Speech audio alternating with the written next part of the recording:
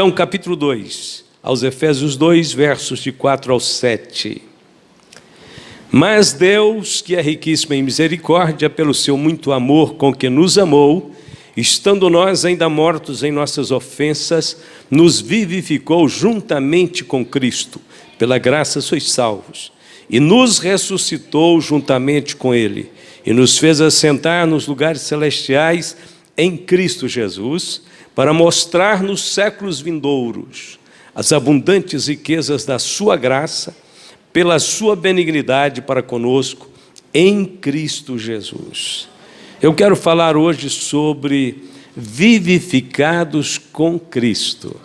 A palavra vivificados nos remete à mesma ideia, ao mesmo pensamento, à essência do novo nascimento.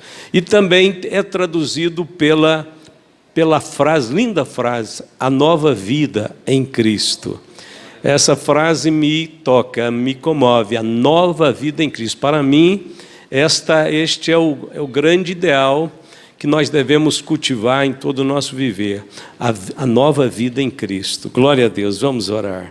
Querido Jesus, obrigado, Senhor, te louvamos pela vida de todos os teus servos e servas, que neste lugar e em outros tantos lugares estão com os corações abertos para a Tua Palavra. Que o Senhor possa, pelo Teu Espírito, iluminar nosso entendimento e nossa compreensão na doutrina de Cristo, especialmente neste tema glorioso, vivificados com Cristo, a nova vida. Glória a Deus, te louvamos em Cristo, te damos graças. Amém? Podeis sentar.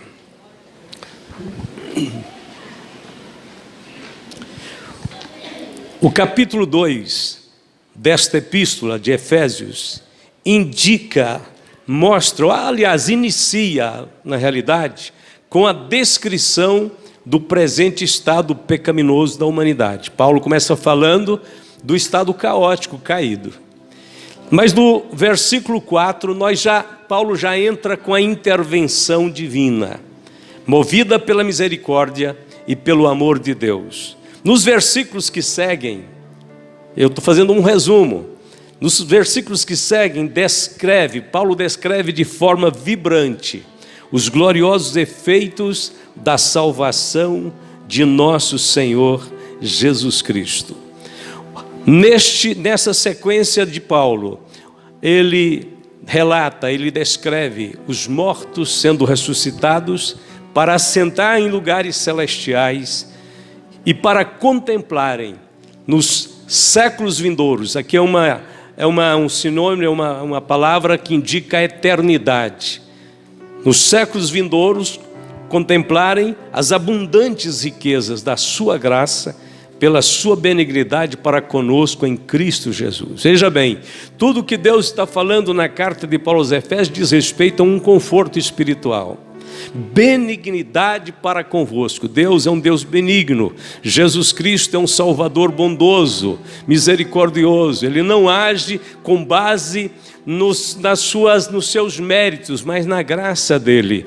Ele não te julga, não te condena, não te despreza quando nós somos tolos, falhos, pecaminosos. Não, ele não pensa, ele não analisa de forma legalista, mas ele estende a sua misericórdia sempre sobre nós, e ela é capaz de nos buscar e de nos trazer de volta.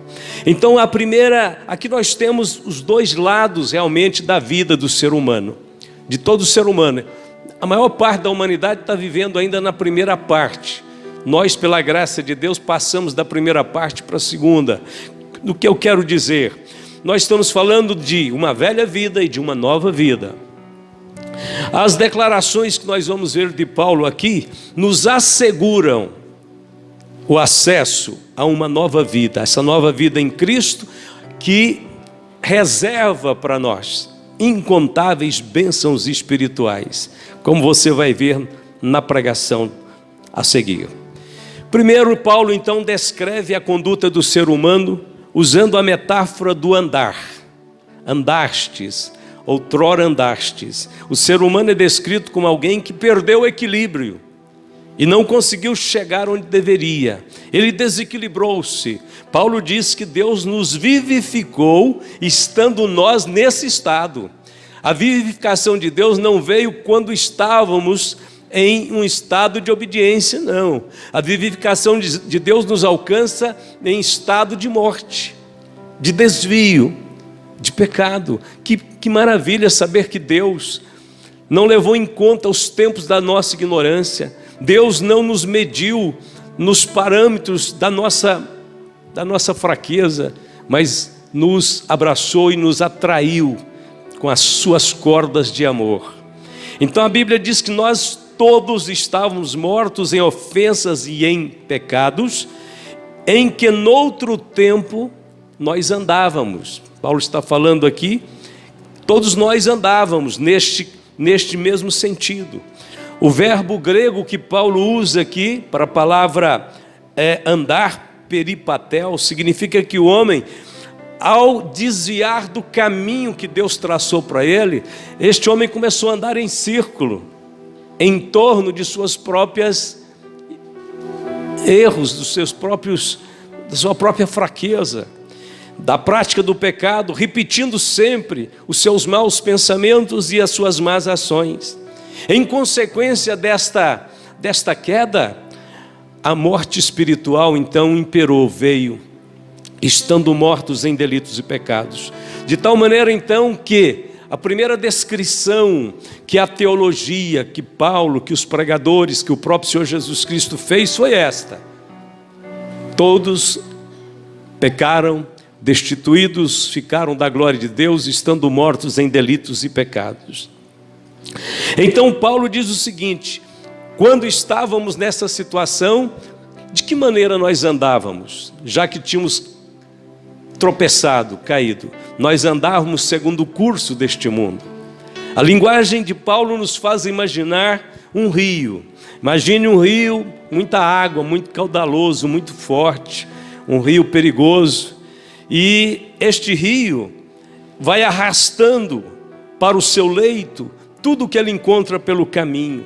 O leito deste rio é a influência que está sobre este mundo, uma influência negativa, uma influência pobre, mesquinha, que arrasta o ser humano a um estado doentio, a um estado vazio, de solidão, de medo. E essas águas deste rio representam os modos, os costumes da sociedade sem Deus. Os hábitos pecaminosos vão exercendo uma grande influência sobre os seres humanos, tais como, o ser humano nasce, aquela criancinha, aquele adolescente, aquele jovem, de repente ele começa a entrar em contato com o que a sociedade, com o que o mundo lhe apresenta. E o que o mundo lhe apresenta? Imoralidade, mentira, engano. A gente pode tentar fazer de tudo para esconder dos nossos filhos esse estado real do mundo. Mas basta chegar a época de mandar ele para a escola, você vai ter a infeliz experiência, depois você vai ter que lidar com isso, mas você vai ter a infeliz experiência de ver aquela criancinha que você manteve ela perto de você 3, 4 anos, 5 anos, e quando manda para a escola, na primeira semana que ele vier da escola, ele vem trazendo um linguajar totalmente inadequado para o seu lar, para a sua experiência, para o seu nível de vida, porque ele é criança, ele vai repetir o que ele vai ouvir. Então você vê que é o rio arrastando, é o rio caudaloso querendo trazer todo mundo para dentro do seu leito. E aí a gente começa, como cristão, um processo acelerado de mostrar para os nossos filhos e netos o caminho do Senhor, a nova vida, a vivificação em Cristo, como escapar desse rio caudaloso, como não gostar dele. Porque por natureza o homem gosta dele. O homem nem quer sair dele. O homem está sofrendo dentro deste rio de águas sujas, turvas, bebendo dela e ficando cada dia mais sedento, porque ela é suja. Mas ele está aí e quer ficar aí, não consegue sair, até porque também a Bíblia diz que ele está morto. E o que o morto pode fazer? O morto segue o curso do rio, o morto deixa o rio arrastá-lo. Os hábitos pecaminosos exercem uma grande influência e vai moldando o homem nesta condição de fracassado, de caído, distante de Deus. Aqueles que andam ou que vivem de acordo com o presente século mal, não podem agradar a Deus. Paulo disse o seguinte: em que noutro tempo andastes, ou seja, nós éramos deste curso, nós fazíamos parte dessa situação.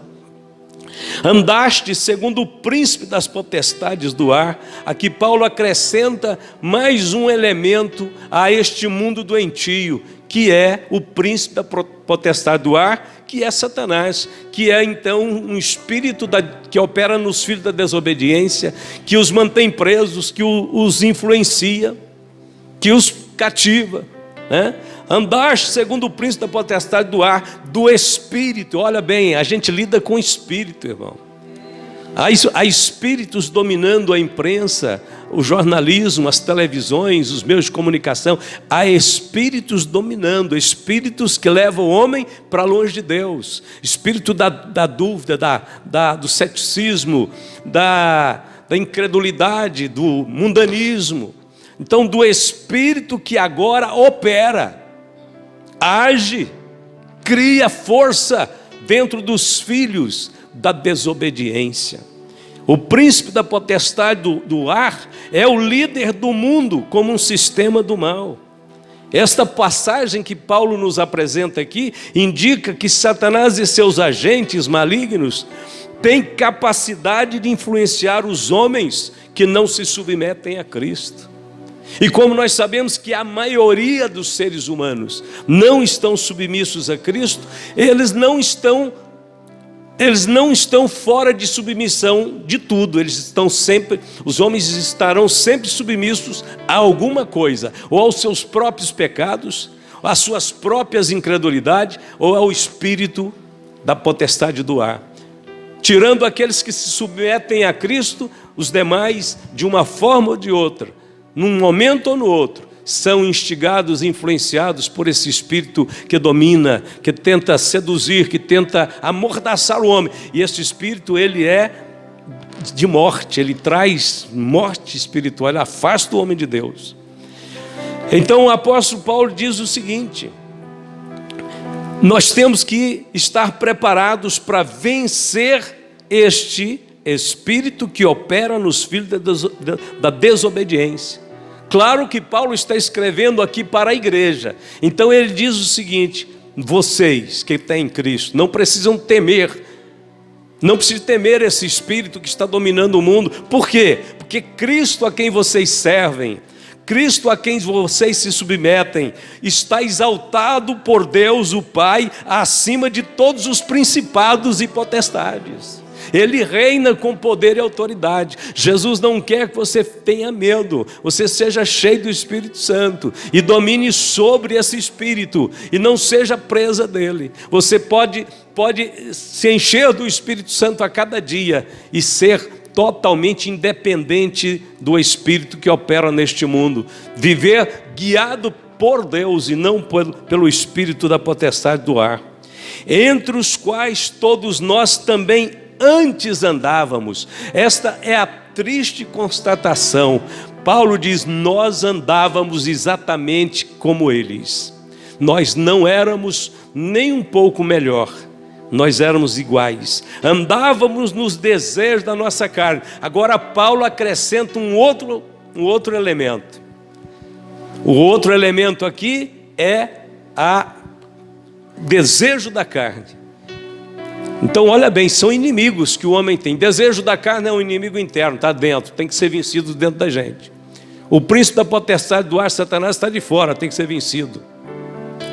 O presente século é como um rio caudaloso, temos o cuidado para não nos aproximar demasiadamente das suas margens, manter uma certa distância. O crente tem que ter essa sabedoria, essa prudência de manter uma certa distância do mundo, dos seus costumes, das suas práticas.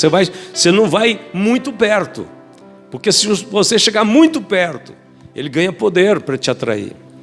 Então, os desejos da carne referem-se à natureza pecaminosa herdada de Adão.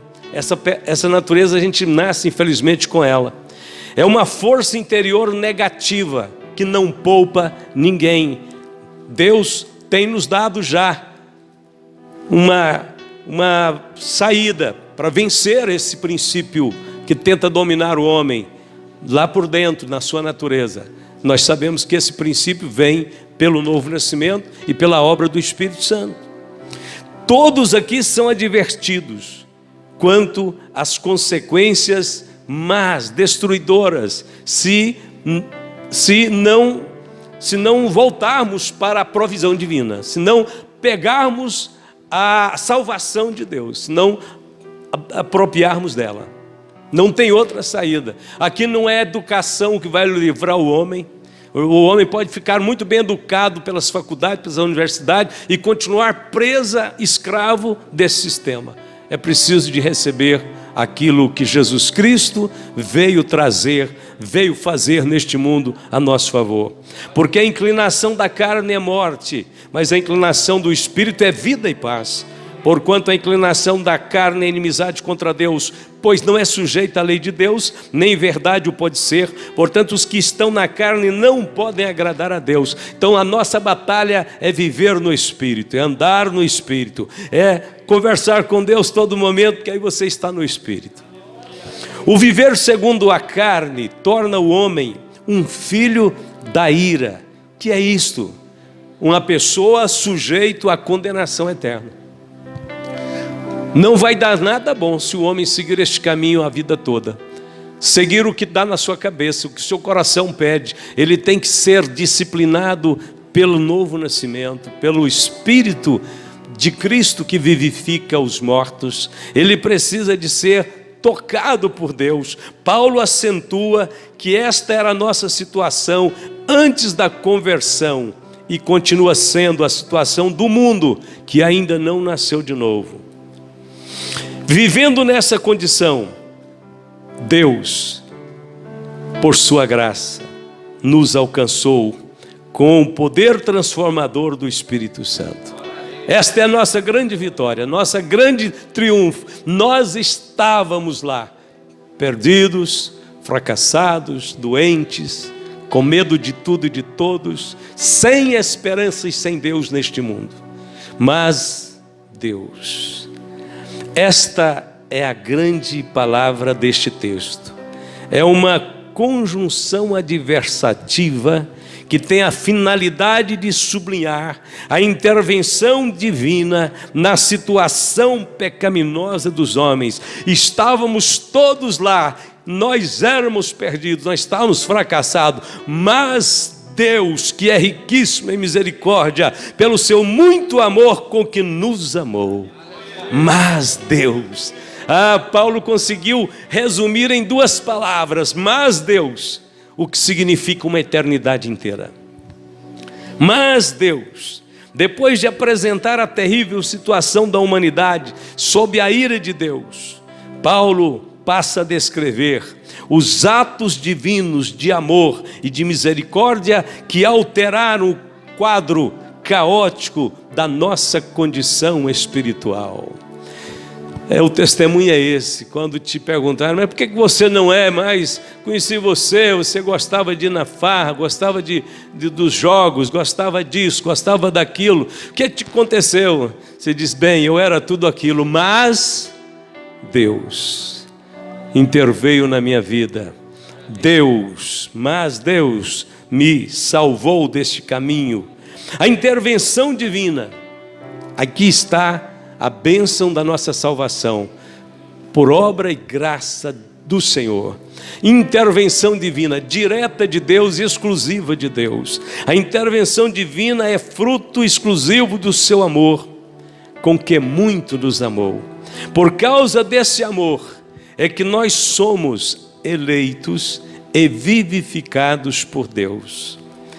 Paulo já havia mencionado que tanto a redenção pelo sangue, quanto a remissão dos pecados tinham sido realizados por causa das riquezas da sua graça. Agora Paulo menciona as riquezas da sua misericórdia. Mas Deus, o amor, a graça e a misericórdia de Deus operam juntos a favor dos homens. Glória a Deus. Paulo diz: mas Deus, estando nós ainda mortos em nossas ofensas, nos vivificou juntamente com Cristo, pela graça sois salvos. A ênfase deste texto é a insuficiência humana e a suficiência de Deus, porque aqui fala, estando ainda mortos. Esta palavra resume toda a nossa incapacidade. Insuficiência humana, estando vós ainda mortos.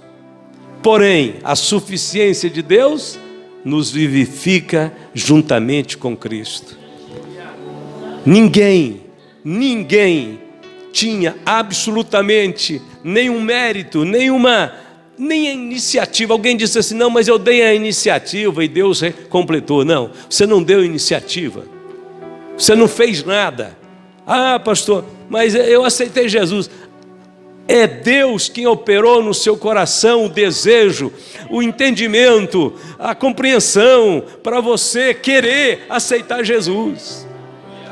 Eu até vou dizer uma coisa que talvez seja a única ressalva em todo esse processo de entendermos a insuficiência humana e a total suficiência divina.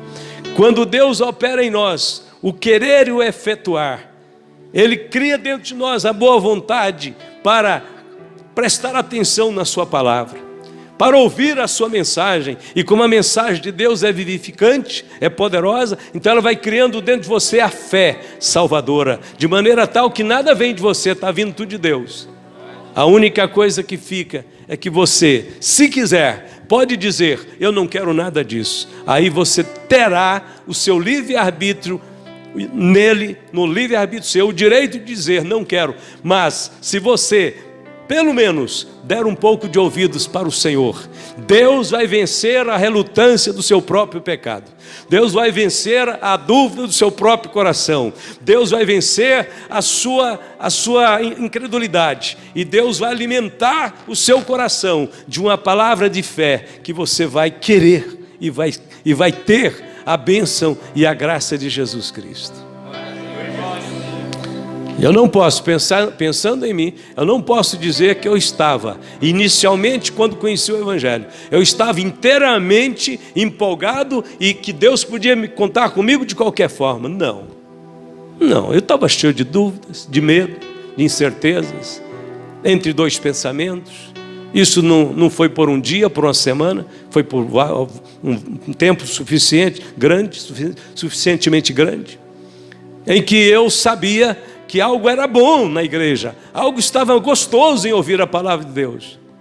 Mas por outro lado, temores, sentimentos de que não seria capaz de seguir aquele caminho, e voltava, e aí entra mais uma provisão de Deus, que são aqueles que já foram alcançados por essa graça, que começa a perceber que aquele homem, aquela mulher, aquele rapaz está precisando de ajuda. Ele quer, mas não tem força. Ele quer, mas está sendo açoitado pelo mundo, pelo pecado. O príncipe da potestade do ar ainda está querendo dominá-lo.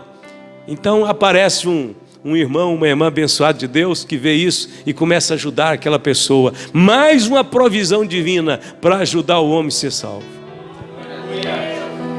Vamos para a igreja, eu ajudo você, eu vou estar junto com você. Olha, escuta essa mensagem, olha, eu vou te dar esse livro para você ler. E daqui a pouco aquela pessoa começa a ganhar força, ganhar vida, ganhar revelação, ganhar entendimento. E daqui a pouco ele tem a graça suficiente para caminhar nos caminhos santos do Senhor e desfrutar das bênçãos de Deus.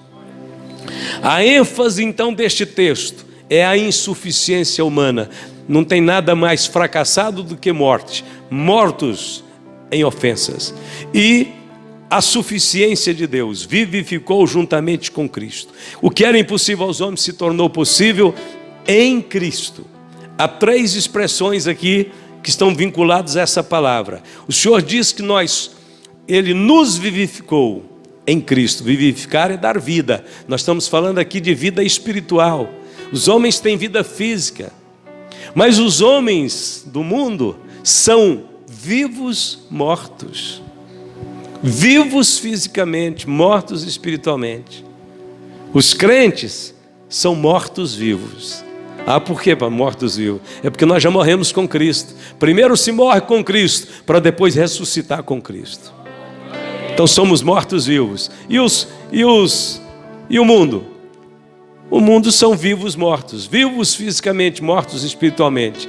E a palavra final é mortos para ele. A palavra final para nós não é mortos. Nós somos mortos-vivos, é vivos.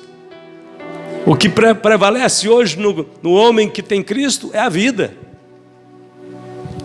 Nós morremos para estar vivendo com Ele. Então, primeiro, Ele nos vivifica. Segundo, nos ressuscitou com Cristo. E terceiro, nos fez assentar nos lugares celestiais em Cristo Jesus. Tudo aquilo que o poder de Deus fez por Cristo, também o faz a favor dos crentes. Deus vivificou Cristo, Ele foi para a sepultura? Foi. Mas foi vivificado? Foi. Ressuscitou? Sim. Ascendeu aos céus no lugar e foi para um lugar de governo? Sim. Tudo isso é exatamente isso que Deus faz com os crentes. Ele também vivifica, ressuscita e exalta nos lugares celestiais. A expressão nos vivificou quer dizer que nascemos de novo em Cristo. Não estamos mais mortos. O mesmo poder que trouxe Cristo da sepultura deu-nos uma nova vida e as coisas velhas passaram. Éramos pecadores, mortos em delitos e pecados, e não tínhamos a menor condição de dar sequer o início de nossa salvação. A obra inteira foi realizada por Deus. Deus entrou em cena, é o mas Deus. E pelo seu poder e pelo seu grande amor, Ele criou dentro de nós uma nova disposição, uma nova vida. Paulo falou várias vezes sobre a completa falência humana e a bondade de Deus na obra da salvação. Paulo disse: estando nós ainda fracos, morreu a seu tempo pelos ímpios. Porque apenas alguém morrerá por um justo, mas poderá ser que pelo bom alguém ouse morrer. Mas Deus prova o seu amor para conosco, em que Cristo morreu por nós, sendo nós ainda pecadores. Além da remissão dos pecados e do perdão, fomos também exaltados em Cristo. Exaltados com Cristo e em Cristo. Nós nos assentamos com Ele em lugares celestiais. Você pode pensar assim: mas eu estou aqui na terra, pastor, estou com os pés neste mundo ainda. Você está no sentido físico, no sentido espiritual. Nós somos o corpo de Cristo. Nós estamos aonde Ele está, aonde Cristo está, exaltado à direita de Deus. É por isso que Ele nos deu autoridade para expulsar demônios. Se você não tivesse um lugar de autoridade, nenhum poder você teria para expulsar demônios. A autoridade do nome dele só nos é conferida porque nós fomos vivificados por Ele. Não vai adiantar muita coisa o nome de Cristo, nem o poder do sangue de Jesus na boca de um ímpio. É os filhos de Seva. Sai em nome de Jesus que Paulo prega, não vai resolver nada. Agora Cristo vive em mim. A vida que vivo agora, viva na fé no Filho de Deus que me amou e a si mesmo se entregou por mim. Já não vivo eu, mas Cristo vive em mim. O poder que está em você, que expulsa o demônio, é de Cristo, porque Ele está em você. Quando você fala em nome de Jesus, sai demônio. Sai espírito maligno, sai mentira, sai espírito do engano, espírito de morte. Quando você fala isso, você está confrontando o mundo espiritual com a autoridade de Jesus Cristo. E nos ressuscitou juntamente com Ele, glória a Deus. Alguém disse um dia: irmão, como é que o crente tem que andar? Olhando para cima ou olhando para baixo? Alguém disse: claro que é olhando para cima. O irmão disse: para aí, irmão, depende da maneira como você agora se sente. Se você imaginar que está sentado com Cristo lá em cima, você vai olhar para baixo, está tudo debaixo dos seus pés. O irmão pensou que ia andar cabisbaixo na rua, né? com medo, com vergonha, com timidez. Diz, não, quando você sabe que está lá em cima com Cristo, tudo fica lá embaixo. Agora é claro, nós estando caminhando neste mundo, olhamos para cima também. Mas é claro que na posição espiritual, tudo está abaixo dos nossos pés. Pela Bíblia, sabemos que Cristo, quando ressuscitou, a Bíblia diz que Ele ficou com os apóstolos, pregando, falando a respeito do reino de Deus por 40 dias. E quando chegou naquele dia que Ele levou eles para o Monte das Oliveiras, a Bíblia diz que Ele ascendeu, subiu para o céu. E a Bíblia diz qual foi o endereço de Cristo. Ele assentou-se à direita de Deus Pai. Hoje Jesus Cristo está ali à direita de Deus Pai, ocupando o lugar de maior autoridade em todo o universo. A Bíblia diz que acima de todo principado e poder e potestade e domínio e de todo nome que se nomeia, não só neste século, mas também no vindouro. Aonde estamos? Estamos aí com Cristo. É neste lugar que nós estamos. Concluindo, Deus simplesmente nos diz que Ele pode nos perdoar, que Ele pode nos vivificar, que Ele pode nos fazer assentar nos lugares celestiais. Deus simplesmente nos diz que Ele pode. E você tem que simplesmente acreditar. Tem que simplesmente confiar. Olha o que Deus diz na sua palavra. Eu anotei 3 versos para mim ler no final dessa pregação. Quero que você ouça com bastante atenção.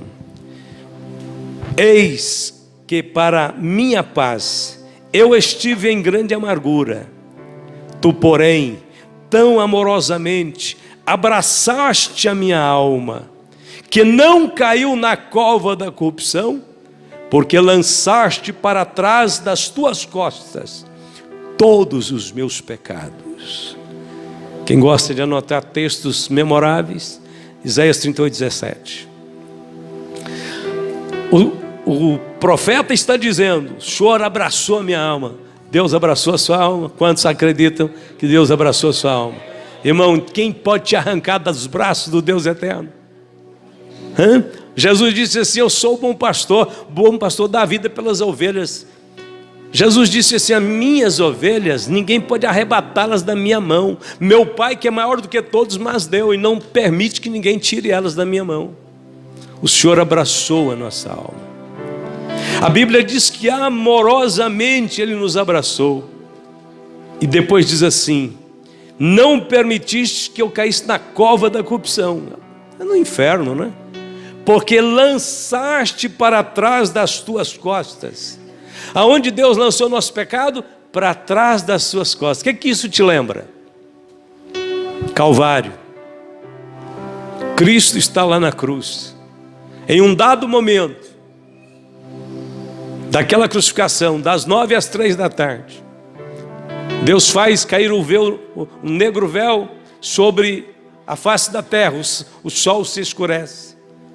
E num dado momento, Deus vira as costas para Jesus. E neste momento é que Jesus diz: Pai, Eloi, Eloi, lama sabachthani, Deus meu, por que me desamparaste? Ele virou as costas. E aí Ele pega todos os nossos pecados e lança por trás das costas dele. Aonde cai? Cai em Cristo. Então Ele não pode contemplar o pecado. Jesus se fez pecado por nós. Naquele momento, o lugar mais terrível, o lugar mais horrível, mais feio de todo o universo, era ali, em Cristo, na cruz. Ele não pode estar olhando para Cristo. Ele está jogando os pecados nossos sobre Ele. Então Ele tem que virar as costas. O profeta Isaías viu isto lá no seu tempo.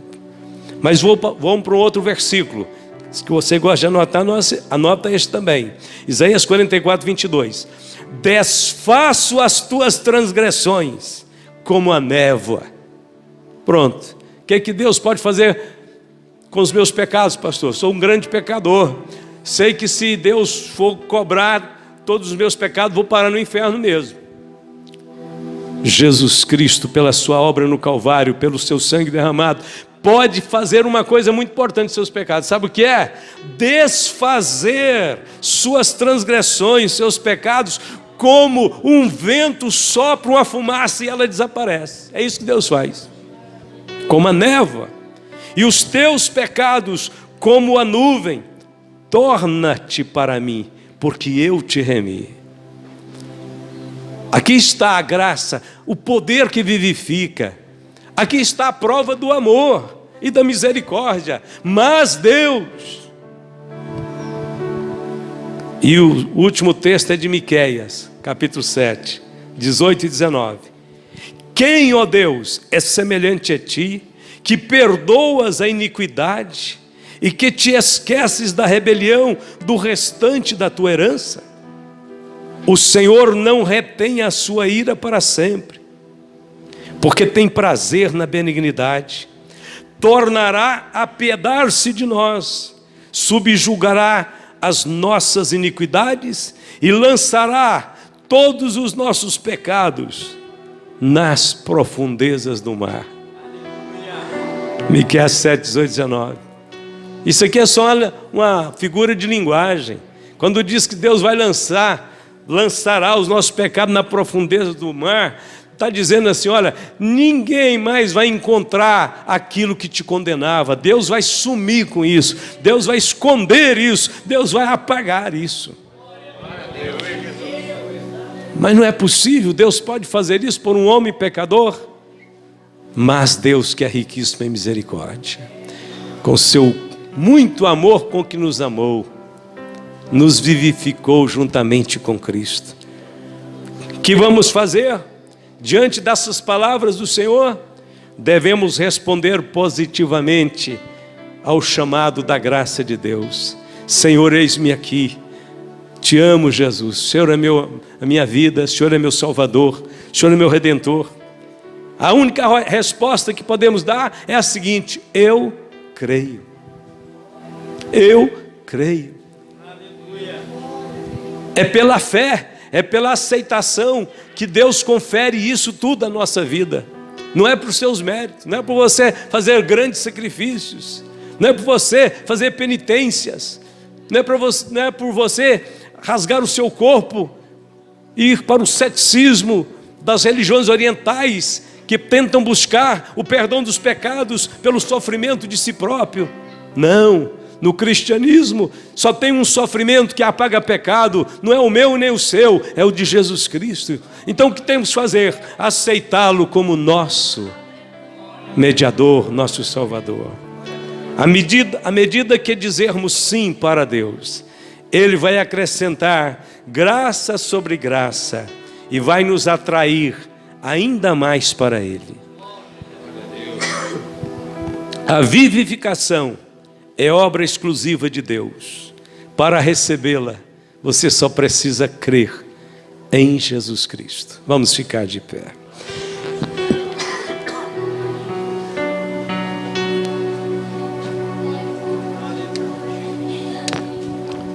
Não há nada mais o que fazer, mas você pode entregar-se um pouco mais a Deus. Mas você pode amar a Jesus Cristo um pouco mais. Mas você pode estar mais entusiasmado com a sua fé naquele que te salvou da condenação. Não há nada mais o que fazer do lado da justiça perfeita de Deus. Mas você pode ser um servo de Deus mais alegre, mais animado, mais cheio do Espírito Santo. Não precisa acrescentar mais absolutamente nada à obra perfeita da cruz. Mas você pode pôr uma pitada aí de mais celebração no coração. Mas você pode acrescentar à sua vida um pouco mais de fervor espiritual, de alegria espiritual. Deus não tem que fazer nada mais para provar que Ele te ama, que você é o alvo de todo o trabalho dEle em toda essa eternidade, até o presente momento. Você e eu somos o alvo principal da obra de Deus. Deus, ser que existe eternamente, está ocupado conosco o tempo todo. Feche os seus olhos, externalize, manifeste para Jesus Cristo o que você pensa dele, o que Ele é para você de verdade. Grite alto. Ah, mas meu Deus, escuta eu falando só no silêncio. Mas o diabo não sabe que você ama Jesus tanto ainda, talvez. Diga bem alto: te amo, Jesus. O Senhor é minha força, minha alegria. Quero te adorar, quero te bendizer. Que o mundo saiba que só o Senhor é Deus. Comece a glorificá-lo no seu coração. Manda fora o medo, a pobreza, a fraqueza, a debilidade. Encha-se do Espírito Santo. Você está sentado num lugar de governo com Jesus Cristo. Ele te pôs lá nos lugares celestiais, à destra do Pai. Nós temos a autoridade do Senhor para viver uma vida abundante neste mundo. Querido Jesus, nós te adoramos, nós te exaltamos, Senhor da glória. Bendito seja Deus que tudo pode, tudo faz, tudo opera a favor dos seus filhos, aleluia. Obrigado, Jesus, porque tu enchestes meu coração da tua alegria, da tua paz, minha alegria de servir, meu prazer de estar nesta noite vivificado pelo poder do Espírito Santo. Glória para sempre ao nome santo de Jesus. Revive e reina para sempre, aleluia. Ó Rei da glória, teu é o reino, a glória, o poder, a majestade e a sabedoria para todos sempre, Senhor. Toma neste momento, Senhor, nossa adoração, nossa glorificação, porque Tu és digno, Salvador. Glória a Deus, que este mundo saiba que só o Senhor é Deus. Que o mundo saiba que o Senhor pode todas as coisas. Que o pecador perdido, fracassado, seja salvo. Que o poder do Senhor alcance muitas outras vidas. Ó Deus, Tu és aquele que quebra as algemas, que abre as prisões, que solta os presos, os encarcerados, que faz o homem assentar entre os príncipes. Glória a Deus, aleluia. Louvado, bendito e exaltado é o Seu nome santo, Jesus. Glória a Deus, glória a Deus.